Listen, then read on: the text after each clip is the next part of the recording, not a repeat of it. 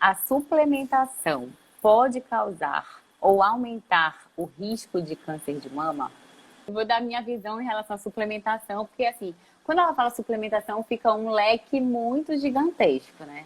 Então a Uhum, gente tem, quando ela fala suplementação, então a gente não está falando de medicamentos. Mas, por exemplo, se for suplementação de ergogênicos, fitoterápicos, coisas relacionadas à melhora de performance física, mental, melhora de rendimento no treinamento, melhora de uhum. concentração, a princípio não tem nenhum estudo que relacione aumento de câncer de mama com suplementos naturais ergogênicos. Não sei Sim. qual é a tua visão, se tens Não, algum... é exatamente a mesma. Assim, não tem nada que a gente relate na literatura médica, pelo menos enfim, no que a gente aborda cientificamente, né?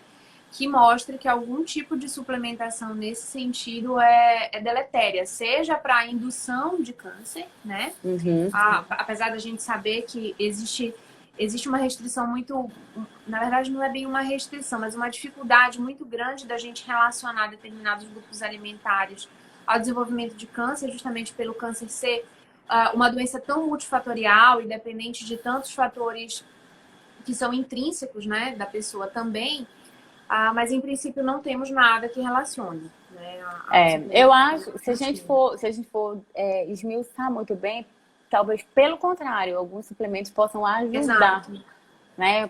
Como, por exato. exemplo, eu vejo um papel importante da vitamina D até pela modulação da imunidade, por exemplo. Sim, A própria cúrcuma, se você pensar que tem um papel também na modulação de imunidade. exatamente. Algumas outras coisas, mas nada muito diretamente, tudo fatores indiretos, né?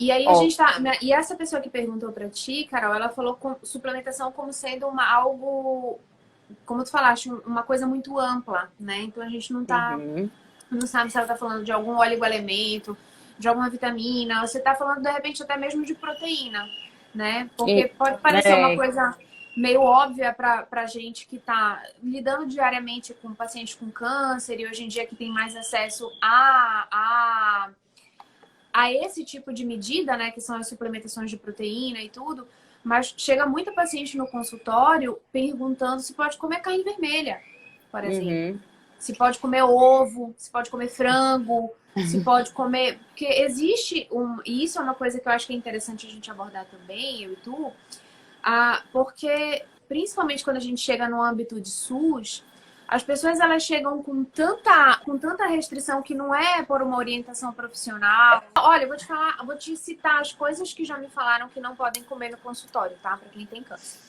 Já disseram que não pode comer ovo, que não pode comer frango, que não pode comer carne vermelha, que não pode comer peixe de pele, que não pode comer gordura, que não pode comer farinha, que não pode comer.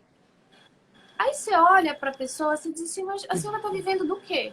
A senhora tá comendo o quê? Porque não pode comer nada, né? Não pode comer, não pode comer aham. pato, não pode comer frutos do mar, não pode comer caranguejo, camarão, não pode comer nada. Então é importante, eu acho que a gente colocar a luz em cima disso, porque esses mitos, eles podem levar a pessoa até uma deficiência nutricional que vai prejudicar o tratamento oncológico dela.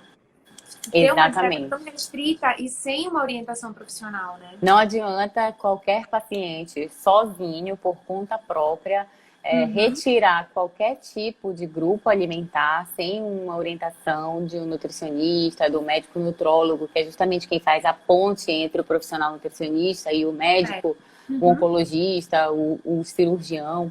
E a gente, assim, sozinho não pode. É porque, assim, muitas vezes, mesmo que seja por um momento, você algumas pessoas têm um certo grau de alergia, estão com algum tipo de inflamação, estão com também o intestino com problema, tem algum grau de Uhum. constipação. Aí você ajusta a alimentação, mas isso é extremamente individualizado. Você não pode dizer para todos os pacientes eliminarem os principais grupos de proteína, que é quando você vai ver o paciente já tem uma doença que é consumptiva, e aí você dosa proteína total e fração albumina para estar lá embaixo.